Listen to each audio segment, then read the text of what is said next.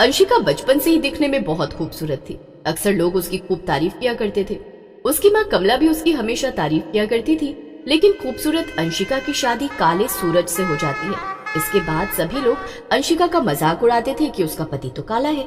आइए अब देखते हैं कि आखिर क्या होगा जब खूबसूरत बीवी को मिल जाएगा काला पति, और क्या रहेगी समाज में उसकी इज्जत। एक दिन अंशिका की माँ उससे कहती है, मेरी सुंदर बच्ची, देखना एक दिन एक बहुत ही खूबसूरत सा राजकुमार जैसा दिखने वाला लड़का आएगा और तुझसे शादी कर लेगा।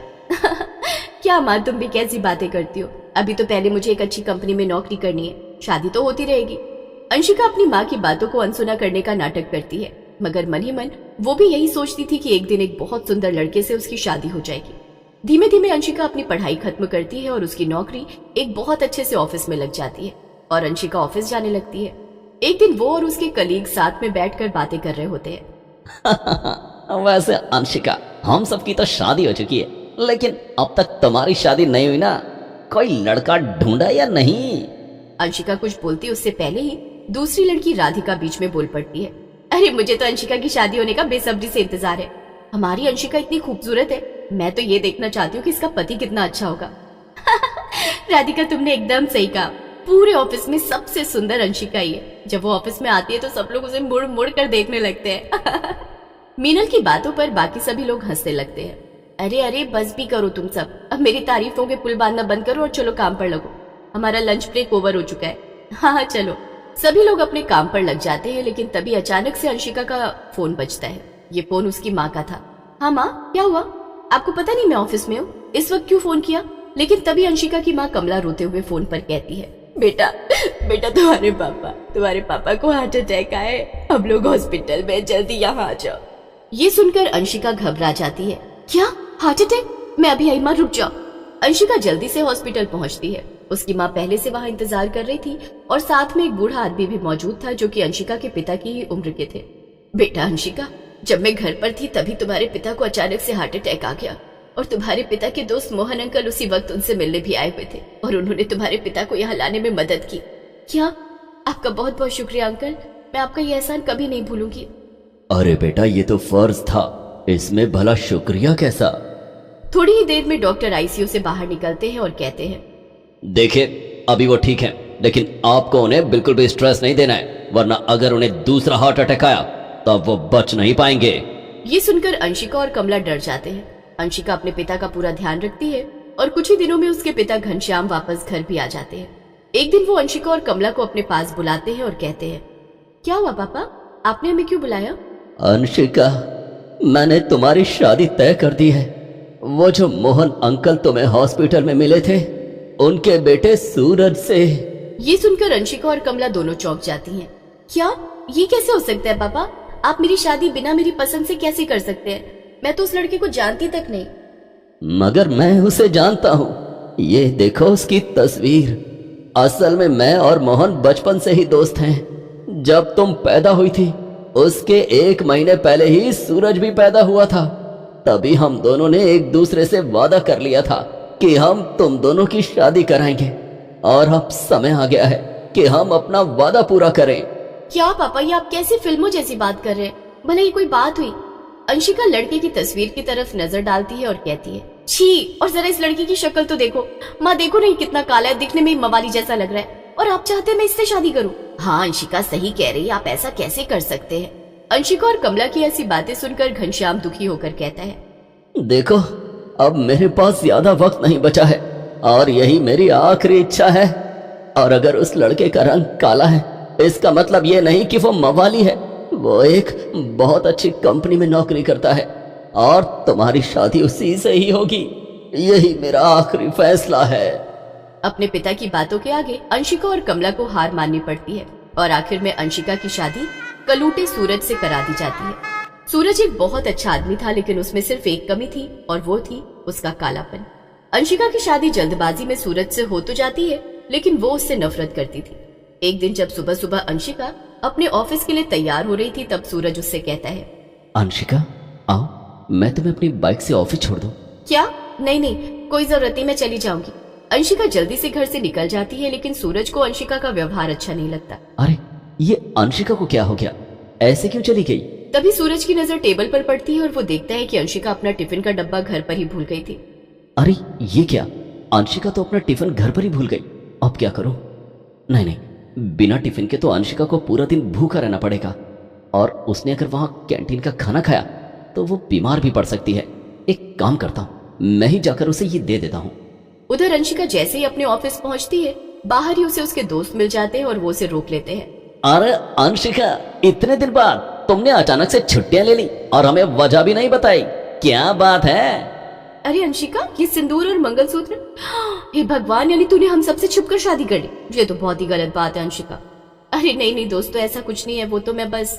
हाँ हाँ, तुम क्या अपने हैंडसम पति को हमसे छुपा कर रखना चाहती हो? चिंता मत करो, हम उसे नजर थोड़ी लगा देंगे। अरे नहीं मीनल, ऐसा कुछ नहीं, वो बस पापा की तबीयत खराब थी, इसलिए जल्दबाजी में मुझे शादी करनी पड़ी। और हाँ, मिलाऊंगी ना किसी दिन अपने पति से, इतनी भी क्या जल्दी है। लेकिन तभी पीछे से सूरज अपने हाथ में अंशिका के टिफिन का डिब्बा लेकर आ जाता है और उसे आवाज लगाता है। अंशिका, अंशिका, देखो तुम घर पर ही अपना टिफिन भूल गई थी, मगर मैं ये ले आया। अब तुम्हें कैंटीन का सड़ा हुआ खाना नहीं खाना पड़ेगा। सूरज को देखकर अंशिका का मुंह शर्म से झुक जाता है और उसे बहुत तेज गुस्सा आता है। तो टिफिन को सूरज से लेते हुए गुस्से में उससे कहती है, तुम यहाँ क्यों आ गए? तुम्हारा दिमाग खराब है क्या? सूरज समझ ही नहीं पाता कि आखिर उसने किया क्या है। क्या? तो आप ही हैं अंशिका के पति? मीनल, राधिका और अमन हैरानी से सूरज को देखने लगते हैं। हाँ, मैं ही हूँ। अंशिका बिना कुछ बोले जल्दी से ऑफिस के अंदर चली जाती है। लंच के दौरान जब अकेले बैठकर वो अपना लंच कर रही होती है, तभी उसे दूर बैठे अपने दोस्तों की आवाजें सुनाई देती हैं। वो सब हंस हंस कर बातें कर रहे थे। बड़ा घमंड था इस अंशिका को अपनी खूबसूरती का, और इसके पति को देखो कितना काला है। अरे मुझे तो लगता है इसीलिए इसने हमें शादी में भी नहीं बुलाया होगा।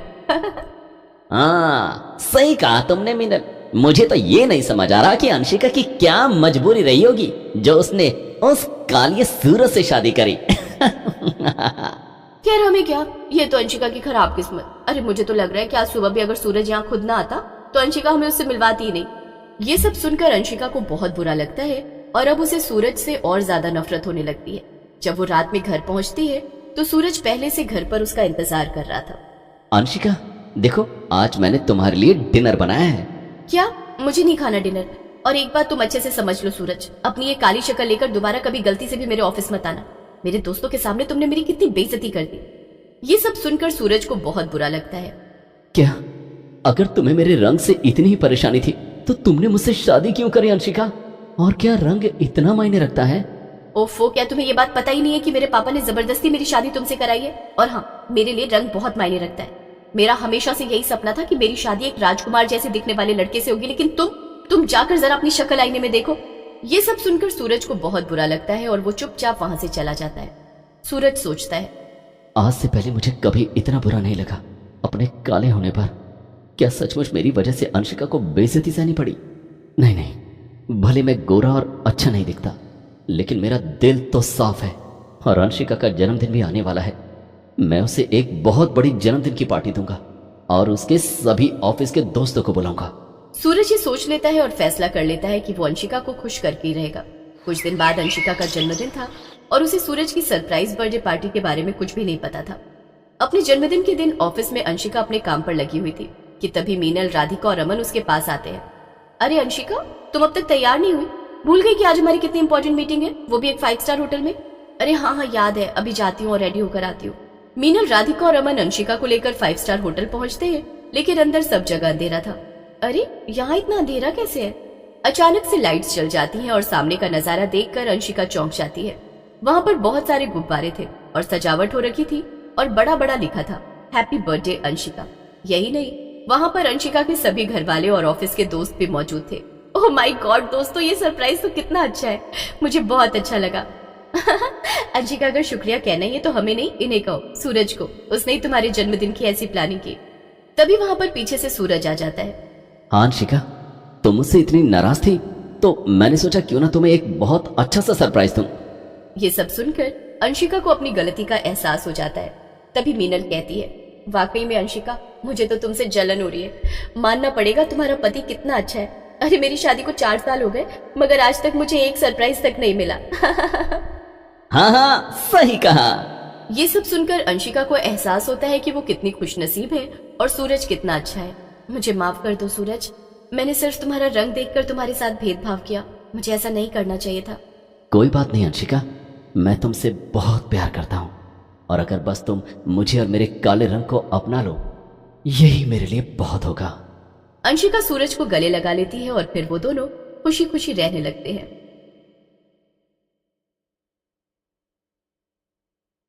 नैना और मेघा कॉलेज में साथ पढ़ती थी और दोनों पक्की सहेलियां थी। नैना का भाई अर्जुन मेघा को मन ही मन चाहने लगा था। दोनों की शादी भी तय हो गई और सब कुछ बहुत अच्छा जा रहा था। मगर उनकी कहानी में एक दुख भरा मोड़ तब आता है जब मेघा को कैंसर जैसी खतरनाक बीमारी हो जाती है। आगे क्या हुआ मेघा, नैना और अर्जुन की कहानी में, आइए साथ में देखते हैं। एक दिन मेघा और नैना साथ में बैठकर लंच कर रही थी।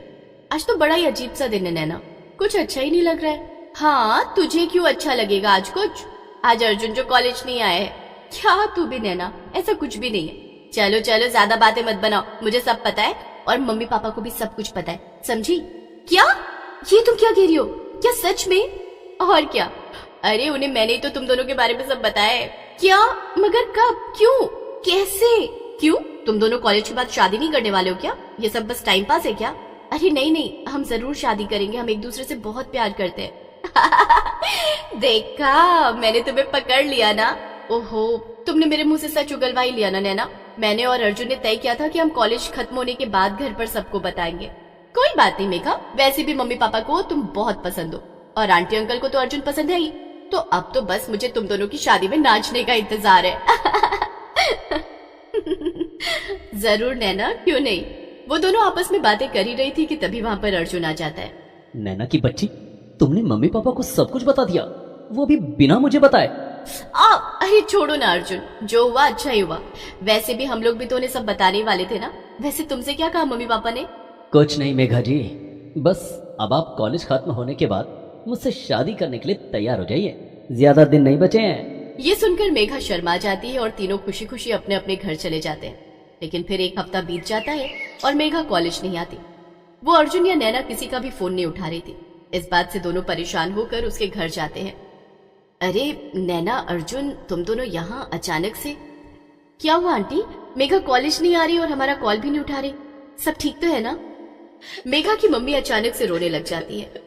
ये देखकर अर्जुन और नैना को यकीन हो जाता है कि कोई बड़ी बात है जिसे मेघा उन लोगों से छुपा रही है। क्या हुआ है आंटी, मुझे बताइए ना, मुझे बहुत फिक्र हो रही है। बेटा, हमारे ऊपर तो दुखों का पहाड़ ही टूट गया है। मेघा की मम्मी अपनी बात पूरी किए बिना ही जोर जोर से रोने लगती है। ये सब देखकर अर्जुन बहुत बेचैन हो जाता है और सीधा मेघा के कमरे में जाता है।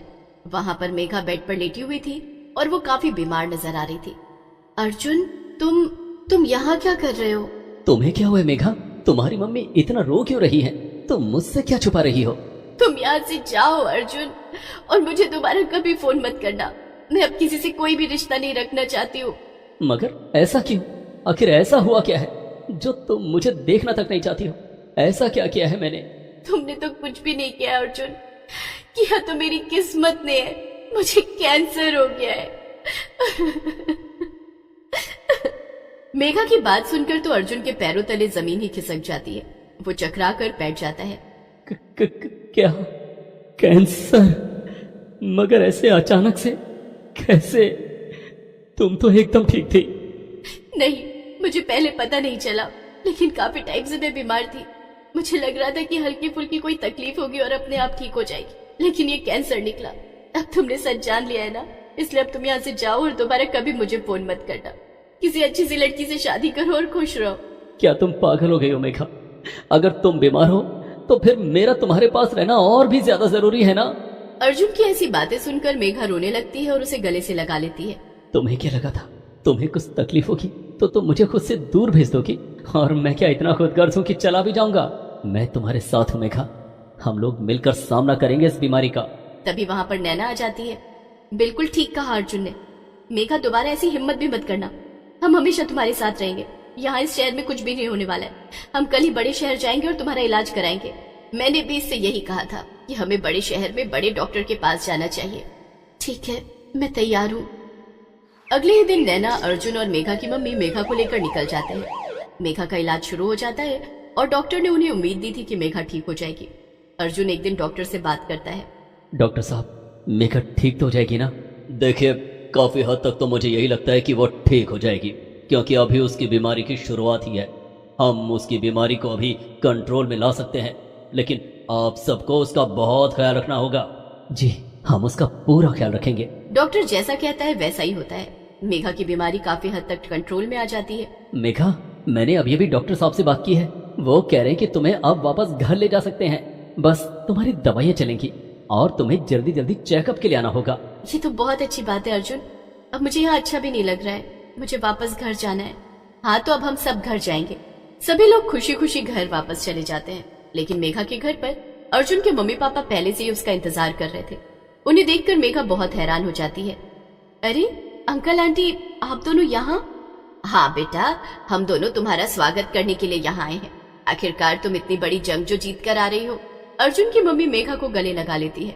हाँ बहन जी, और साथ ही साथ हम अर्जुन और मेघा की शादी के बारे में भी बात करने आए हैं। अब मेघा ठीक है तो हम और देर नहीं करना चाहते हैं। मेघा और उसकी माँ ये सुनकर बहुत खुश हो जाते हैं और सभी लोग शादी की तैयारियों में लग जाते हैं। कुछ वक्त में मेघा की हालत में और भी सुधार आने लगता है। मेघा और अर्जुन की शादी बड़े ही धूमधाम से हो जाती है। कुछ दिनों बाद अर्जुन और मेघा बैठकर आपस में बातें कर रहे थे। मुझे तो यकीन ही नहीं हो रहा है अर्जुन कि सब कुछ इतना अच्छा हो गया है। मैंने तो जिंदगी को लेकर सभी उम्मीदें करना छोड़ दिया था, लेकिन सच कहूँ तुम्हारे और नैना की वजह से ये सब हो पाया। तुम दोनों ने मेरा इतना साथ दिया और मेरा इतना हौसला बढ़ाया, इसीलिए मैं ठीक हो पाई। देखो, मैं अपने बारे में तो नहीं जानता, मगर हाँ, नैना ने तो सच में बहुत हिम्मत दिखाई है।